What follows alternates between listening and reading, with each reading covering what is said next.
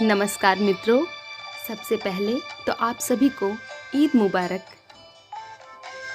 शब्दों की दुनिया में एक जादूगर ने आज के ही दिन जन्म लिया। उसने शब्दों को कुछ इस तरह वश में किया कि पूरी दुनिया उनकी मुरीद हो गई। हिंदी का कुनबा काफ़ी बड़ा है और इसमें कई दिग्गज हस्तियों ने करिश्माई उपन्यास और कहानियाँ लिखी हैं, लेकिन इनमें एक बेहद अलहदा व्यक्ति ने खुद को हिंदी कहानियों का पर्याय बनाया। जी हाँ, हम बात कर रहे हैं ईदगाह और नमक का दरोगा जैसी ऐतिहासिक कहानियों को लिखने वाले मुंशी प्रेमचंद की, आज इनका जन्मदिन है। मुंशी प्रेमचंद का जन्म 31 जुलाई 1880 को बनारस के लमही में हुआ था। उनका बचपन कठिनाइयों से भरा रहा। महज 8 साल की उम्र में उन्होंने अपनी माँ को खो दिया। मुंशी जी की ज़िंदगी ने करवट बदली। उनके पिता अजायब राय ने बच्चों की देखभाल के लिए दूसरी शादी कर ली, लेकिन मुंशी जी को सौतेली माँ का प्यार नहीं मिल पाया। इस घटना के बाद एक और बड़ी जिम्मेदारी मुंशी के कंधों पर आ गई। दरअसल 13 साल की उम्र में ही उनकी शादी कर दी गई, जो कि असफल रही। हालांकि इसके बाद उनकी दूसरी शादी हुई।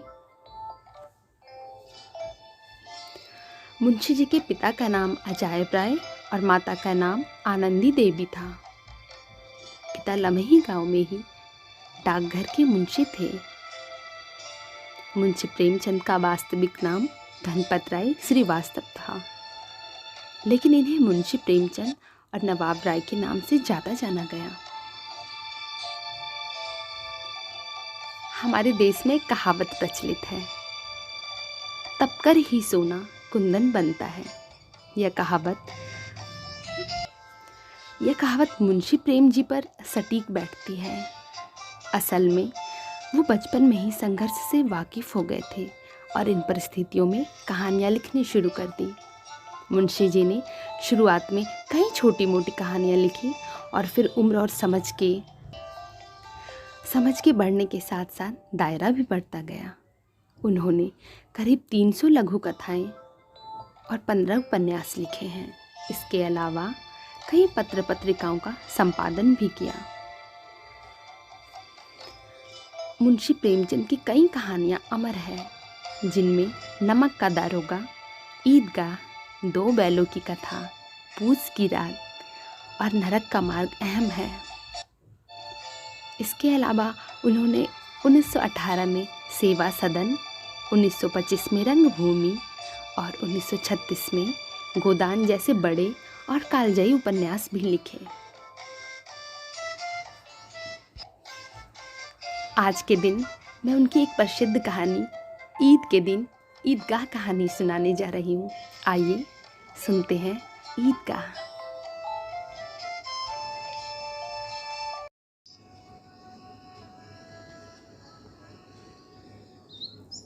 ईदगाह।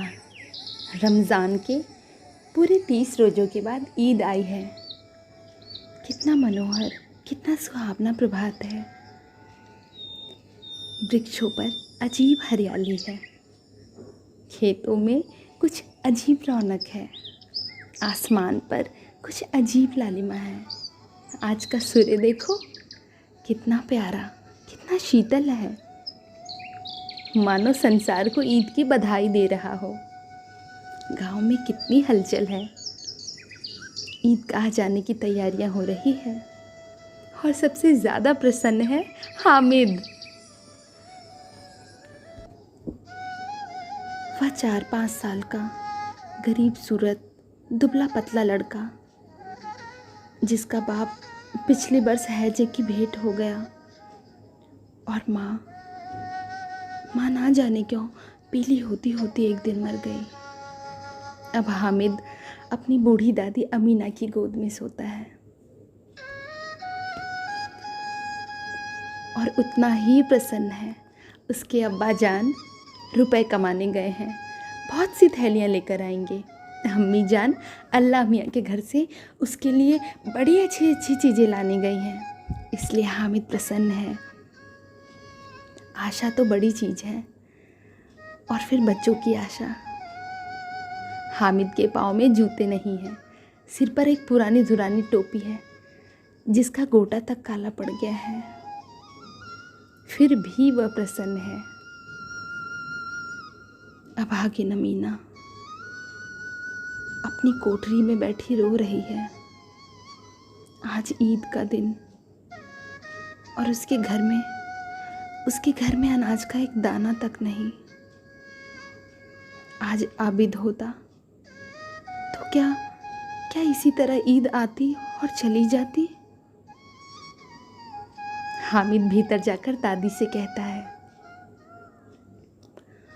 तुम डरना नहीं अम्मा, मैं सबसे पहले आऊँगा, बिल्कुल ना डरना। अमीना का दिल कचोट रहा है। गांव के बच्चे अपने माता पिता के साथ जा रहे हैं। हामिद का बाप और माँ अमीना के सिवा और कौन है। उसे मेले में अकेले कैसे जाने दें। उस भीड़ भाड़ में बच्चा कहीं खो जाए तो क्या हो। नहीं, अमीना उसे यूं ना जाने देगी। नन्ही सी जान 3 कोस चलेगा कैसे, पैर में छाले पड़ जाएंगे, जूते भी तो नहीं हैं। वह थोड़ी थोड़ी दूर पर उसे गोद ले लेगी, लेकिन यहाँ सफाइयाँ कौन पकाएगा। पैसे होते तो लौटते लौटते सब सामग्री जमा करके चटपट बना लेती। यहाँ तो घंटों चीज़ें जमा करते लगेंगी। मांगे का ही तो भरोसा ठहरा। उस दिन फहीमन के कपड़े सिले थे, 8 आने पैसे मिले। उस अठन्नी को ईमान की तरह बचाती चली आती थी इसी दिन के लिए, लेकिन कल ग्वालिन सिल पर सवार हो गई।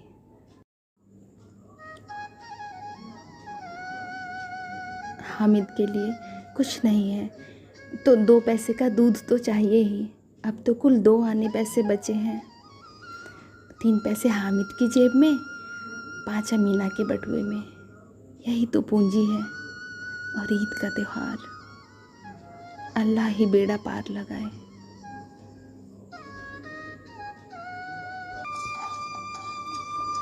गांव से मेला चला और बच्चों के साथ हामिद भी जा रहा था। हामिद के पैरों में तो मानो पर लग गए हों। वह कभी थक सकता है भला। शहर का दामन आ गया। सड़क के दोनों ओर अमीरों के बगीचे हैं। पेड़ों में आम और लीचियाँ लगी हुई हैं। कभी कभी कोई लड़का कंकड़ी उठाकर आम पर निशाना लगाता, माली अंदर से गाली देता हुआ निकलता। खूब हंस रहे हैं बच्चे, माली को कैसा उल्लू बनाया। बड़ी बड़ी इमारतें आने लगी। यह अदालत है, यह कॉलेज है, यह क्लब घर है। इतने बड़े कॉलेज में कितने लड़के पढ़ते होंगे।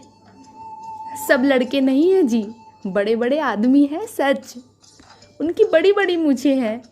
इतने बड़े हो गए अभी तक पढ़ने जाते हैं। ना जाने कब तक पढ़ेंगे और क्या करेंगे इतना पढ़कर। सभी एक साथ हंसते हैं।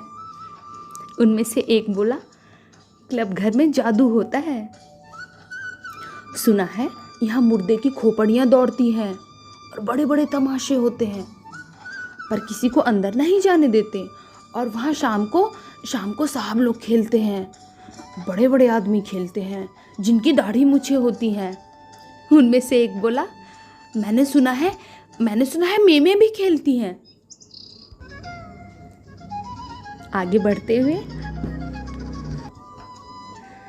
आगे चलते हुए हलवाइयों की दुकानें शुरू हुई। आज खूब सजी धजी हुई हैं सब। इतनी मिठाइयाँ कौन खाता है। देखो ना, एक एक दुकान पर मानो सेरों सेर मिठाइयाँ हो। उनमें से एक ने कहा, रात को जिन्नात आकर खरीद ले जाते हैं। अब्बा कहते थे कि आधी रात को एक आदमी हर दुकान पर जाता है और जितना माल बचा होता है सब तुलवा लेता है। और सचमुच के रुपए देता है, बिल्कुल ऐसे ही रुपए। हामिद को यकीन ना आया। ऐसे रुपए जिन्नात को कहाँ से मिल जाएंगे, बोलो। आगे बढ़ते हुए, यह पुलिस लाइन है, यही सब कांस्टेबल कवायद करते हैं, रात को बेचारे घूम घूम कर पहरा देते हैं। उनमें से एक ने कहा, नहीं, चोरियां करवाते हैं। मोहसिन ने कहा, यह कांस्टेबल पहरा देते हैं? अजी हजरत, यह चोरियां करवाते हैं। शहर के जितने चोर डाकू हैं सब इनसे मिले रहते हैं। रात को ये लोग चोरों से यूँ कहते हैं, चोरी करो, और आप दूसरे मोहल्ले में जाकर जागते रहो, पुकारते रहते हैं। हामिद ने पूछा, यह लोग चोरी कराते हैं तो कोई इन्हें पकड़ता क्यों नहीं? मोहसिन उसकी नादानगी पर दया दिखाकर बोला, अरे पागल, इन्हें कौन पकड़ेगा? पकड़ने वाले तो यह लोग खुद हैं, लेकिन अल्लाह उन्हें सजा भी खूब देता है। हराम का माल हराम में जाता है। अब बस्ती घनी होने लगी। ईदगाह जाने वालों की टोलियां नजर आने लगी। बच्चों के लिए नगर की सभी चीजें अनोखी थी। सहसा ईदगाह नजर आई। ऊपर इमली के घने वृक्षों की छाया है। रोजेदारों की पंक्तियां एक के पीछे एक न जाने कहाँ तक चली गई हैं। नए आने वाले आकर पीछे की कतार में खड़े हो रहे हैं।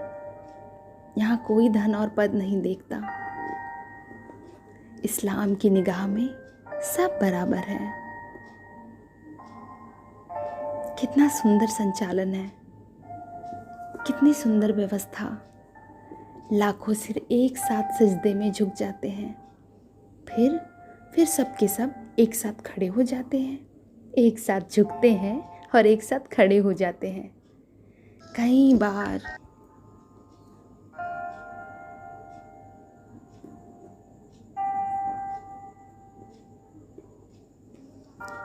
बार यही क्रिया होती है, जैसे बिजली की लाखों बत्तियां एक साथ जल उठी और एक साथ बुझ जाए, और यही क्रम चलता रहा। कितना अपूर्व दृश्य था। मानो भाईचारे का एक सूत्र इन समस्त आत्माओं की एक लड़ी में पिरोए हुए हैं। नमाज खत्म हो गई। लोग आपस में गले मिल रहे हैं।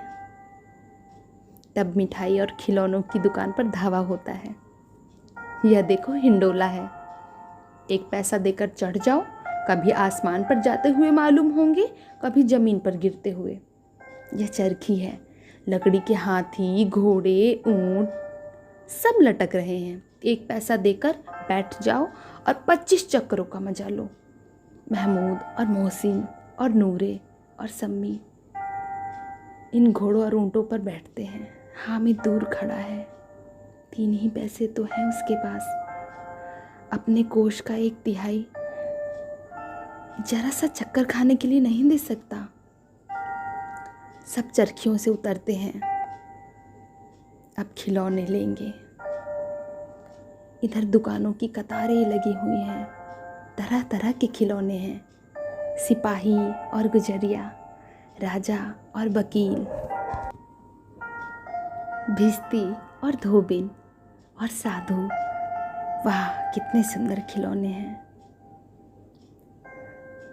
महमूद सिपाही लेता है, खाकी वर्दी और लाल पगड़ी वाला, कंधे पर बंदूक रखे हुए मालूम होता है, जैसे अभी कवायद किए चला आ रहा है। मोहसिन को भिश्ती पसंद आया। कमर झुकी हुई है, ऊपर मशक रखे हुए हैं। मशक का मुंह एक हाथ से पकड़े हुए हैं। कितना प्रसन्न है, शायद कोई गीत गा रहा है। बस मशक से पानी उड़ेलना ही चाहता है। नूरे को वकील से प्रेम है। कैसी विद्वता है। उसके मुख पर काला चोगा, नीचे सफ़ेद अचकन के सामने की जेब में घड़ी, सुनहरी जंजीर, एक हाथ में कानून का पोथा लिए हुए है। मालूम होता है अभी किसी अदालत से बहस किए चले आ रहे हैं। यह सब 2-2 पैसे के खिलौने हैं। हामिद के पास कुल 3 पैसे हैं। इतने महंगे खिलौने वह कैसे ले? खिलौना कहीं हाथ से छूट पड़े तो चूर चूर हो जाए, जरा पानी पड़े तो सारा रंग धुल जाए। ऐसे खिलौने लेकर वह क्या करेगा, किस काम के। हामिद खिलौनों की निंदा करता है। मिट्टी ही के तो है, गिरे तो चकनाचूर हो जाएंगे। लेकिन ललचाई हुई आंखों से खिलौनों को देख रहा है और वह चाहता है कि जरा सी देर के लिए उन्हें अपने हाथ में ले ले।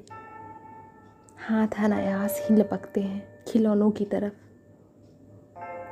हामिद ललचता रह गया। खिलौने के बाद मिठाइयाँ आती है। किसी ने रेवड़ियाँ ली है, किसी ने गुलाब जामुन, किसी ने सोहन हलवा। सब मज़े से खा रहे हैं। हामिद बिरादरी से अलग है।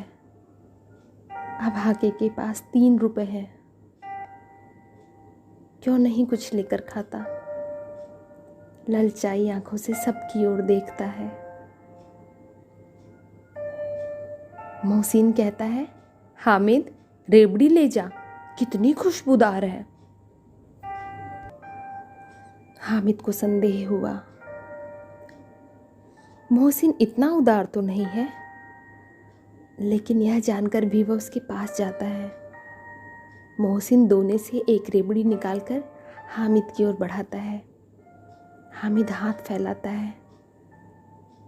मोहसिन रेवड़ी अपने मुंह में रख लेता है। महमूद, नूरे और सम्मी खूब तालियां बजा बजा कर हंसते हैं।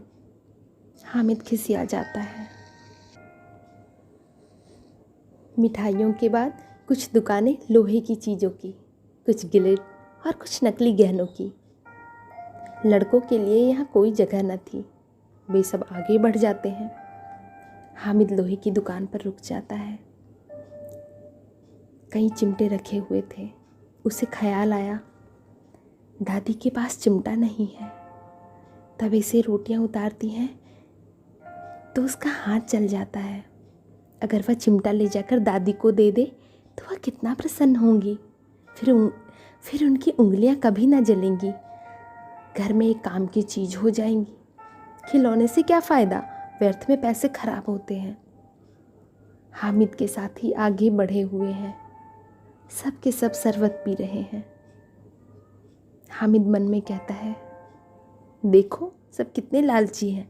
इतनी मिठाइयाँ ली, मुझे किसी ने एक भी ना दी। उस पर कहते हैं मेरे साथ खेलो, मेरा यह काम करो। अम्मा चिमटा देखते ही दौड़कर मेरे हाथ से ले लेगी और कहेगी, मेरा बच्चा अम्मा के लिए चिमटा लाया है। कितना अच्छा लड़का है। इन लोगों के खिलौने पर कौन इन्हें दुआएं देगा। बड़ों की दुआएं सीधे अल्लाह के दरबार में पहुंचती हैं और तुरंत ही सुनी जाती हैं। मेरे पास पैसे नहीं हैं, तभी तो मोहसिन और महसूद यूँ मिजाज दिखाते हैं। मैं गरीब सही, किसी से कुछ मांगने तो नहीं जाता। आखिर अब्बा जान कभी न कभी तो आएंगे, अम्मा भी आएंगी ही। फिर इन लोगों से पूछूंगा कितने खिलौने लोगे।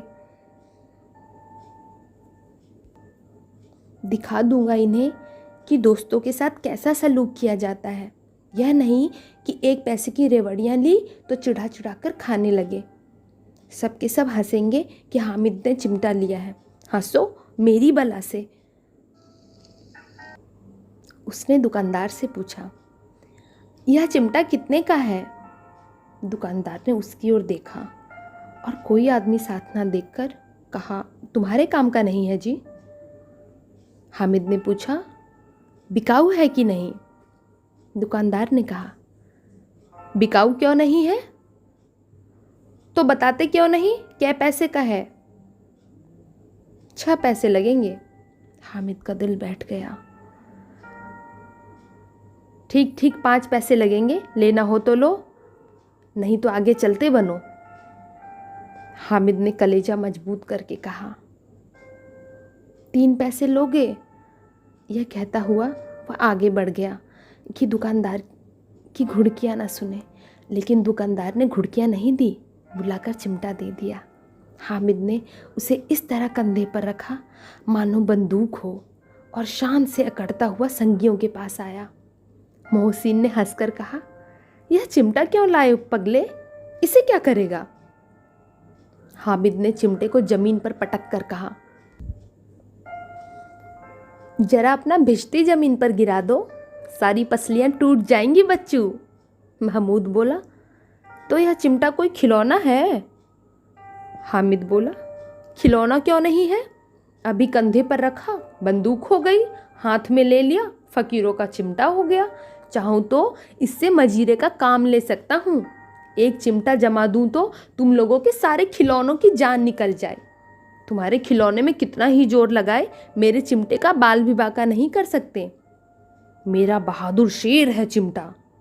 सम्मी ने खंजरी ली थी, प्रभावित होकर बोला, मेरी खंजरी से अदल बदल करोगे? हामिद ने खंजरी की ओर उपेक्षा से देखा।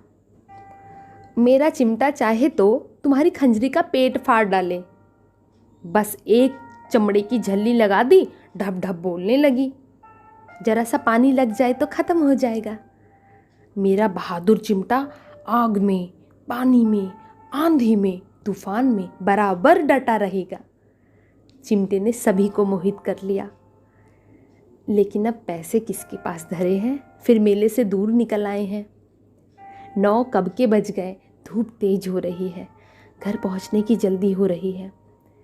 बाप से जिद भी करे तो चिमटा नहीं मिल सकता। हामिद है बड़ा चालाक, इसीलिए बादशाह ने अपने पैसे बचा रखे थे। अब बालकों के 2 दल हो गए, मोहसिन, महमूद, सम्मी और नूरे एक तरफ है, हामिद अकेला दूसरी तरफ। हामिद के पास न्याय का बल और नीति की शक्ति है। एक और मिट्टी है, दूसरी तरफ लोहा। जो इस वक्त अपने को फौलाद कह रहा है वह अजय है, घातक है। अगर कोई शेर आ जाए, मियाँ भिश्ती के छक्के छूट जाए, मियाँ सिपाही मिट्टी की बंदूक छोड़कर भागे, वकील साहब की नानी मर जाए, चोंगे में मुंह छिपाकर जमीन पर लेट जाएंगे। मगर यह चिमटा, यह बहादुर, यह रुस्तम हिंद लपक कर शेर की गर्दन पर सवार हो जाएगा और सबकी आंखें निकाल लेगा। मोहसिन ने एड़ी चोटी का जोर लगाकर कहा, अच्छा पानी तो नहीं भर सकता? हामिद ने चिमटे को सीधा खड़ा करके कहा, भिश्ती को एक डांट बताएगा तो दौड़ा हुआ पानी लाकर उसके द्वार पर छिड़कने लगेगा। मोहसिन परास्त हो गया। पर महमूद के हुक्म पहुंचाई, अगर बच्चा पकड़ा जाए तो? अदालत में बंधे बंधे फिरेंगे, तब तो वकील साहब के पैर पड़ेंगे। हामिद इस प्रबल तर्क का जवाब न दे सका। उसने पूछा, हमें पकड़ने कौन आएगा?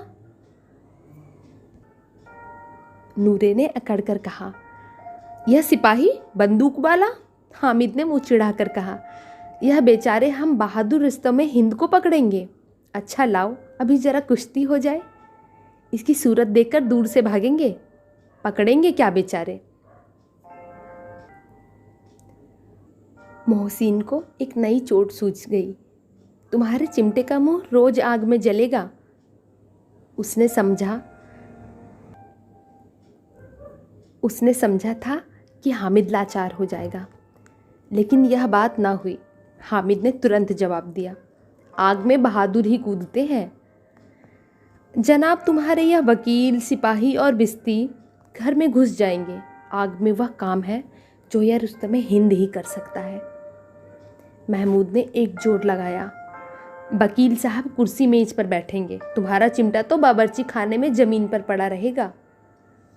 मेरा चिमटा बावर्ची खाने में नहीं रहेगा, वकील साहब कुर्सी पर बैठेंगे तो जाकर उन्हें जमीन पर पटक देगा और उनका कानून उनके पेट में डाल देगा। कानून को पेट में डालने वाली बात ऐसी छा गई कि तीनों सूरमा मुंह ताकते रह गए। हामिद ने मैदान मार लिया। उसका चिमटा रुस्तम हिंद है। अब उसमें मोहसिन, महमूद, नूरे, सम्मी किसी को भी आपत्ति नहीं हो सकती।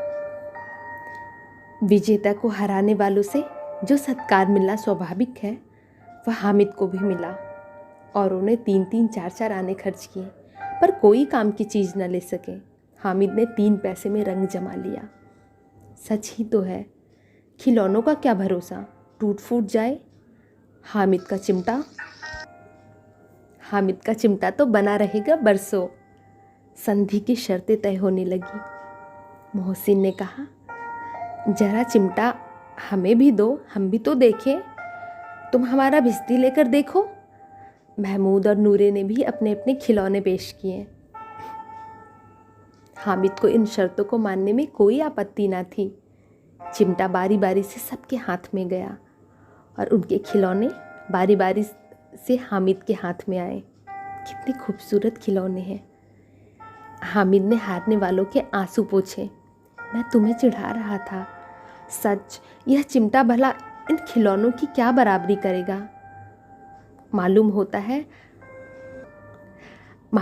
है अब बोले कि कब बोले। लेकिन मोहसिन की पार्टी को इस दिला से संतोष नहीं होता। चिमटे का सिक्का खूब बैठ गया है। चिपका हुआ टिकट अब पानी से नहीं छूट रहा है। मोहसिन, लेकिन इन खिलौनों के लिए कोई हमें दुआ तो ना देगा। उस पर महमूद बोला, दुआ को लिए फिरते हो, उल्टे मार ना पड़े। अम्मा ज़रूर कहेंगी कि मेले में यही मिट्टी के खिलौने मिले। हामिद को स्वीकार करना पड़ा कि खिलौनों को देखकर किसी की माँ इतनी खुश न होगी जितनी दादी चिमटे को देखकर होंगी। 3 पैसों में ही उसे सब कुछ करना था और उन पैसों के इस उपयोग पर पछतावे की बिल्कुल ज़रूरत न थी। फिर अब तो चिमटा रुस्तम हिंद है और सभी खिलौनों का बादशाह। रास्ते में महमूद को भूख लगी। उसके बाप ने केले खाने को दिए। महमूद ने केवल हामिद को साझी बनाया। उसके अन्य मित्र मुंह ताकते रह गए। यह उस चिमटे का प्रसाद था। 11 बजे गांव में हलचल मच गई। मेले वाले आ गए। अब मियाँ हामिद का हाल सुनिए। अमीना उसकी आवाज़ सुनते ही दौड़ी और उसे गोद में उठाकर प्यार करने लगी। सहसा उसके हाथ में चिमटा देखकर वह चौंकी। यह चिमटा कहाँ था? मैंने मोल लिया है अम्मा। क्या पैसे का? 3 पैसे दिए। अमीना ने छाती पीट ली। ये कैसा बेसमझ लड़का है कि दोपहर हुआ, कुछ खाया ना कुछ पिया। लाया क्या? चिमटा। सारे मेले में तुझे और कुछ नाम दिखाई दिया जो यह लोहे का चिमटा उठा लाया? हामिद ने अपराधी भाव से कहा, तुम्हारी उंगलियां तवे से जल जाती थी इसलिए मैंने इसे ले लिया। बुढ़िया का क्रोध तुरंत स्नेह में बदल गया। और स्नेह भी वह नहीं जो प्रगल्भ होता है और अपनी सारी कसक शब्दों में बिखेर देता है। बच्चे में कितना त्याग, कितना सद्भाव और कितना विवेक है। दूसरों को खिलौने लेते और मिठाई खाते देखकर भी इसका मन कितना ललचाया होगा। इतना जब इससे हुआ कैसे? वहाँ भी इसे अपनी बुढ़िया दादी की याद बनी रही। अमीना का मन गदगद हो गया। बच्चे हामिद ने बूढ़े हामिद का पाठ खेला था। बुढ़िया अमीना बालिका अमीना बन गई। वह रोने लगी। दामन फैलाकर हामिद को दुआएं देती जाती और आंसू की बड़ी बड़ी बूंदें गिराती जाती। हामिद इसका रहस्य क्या समझ पाता।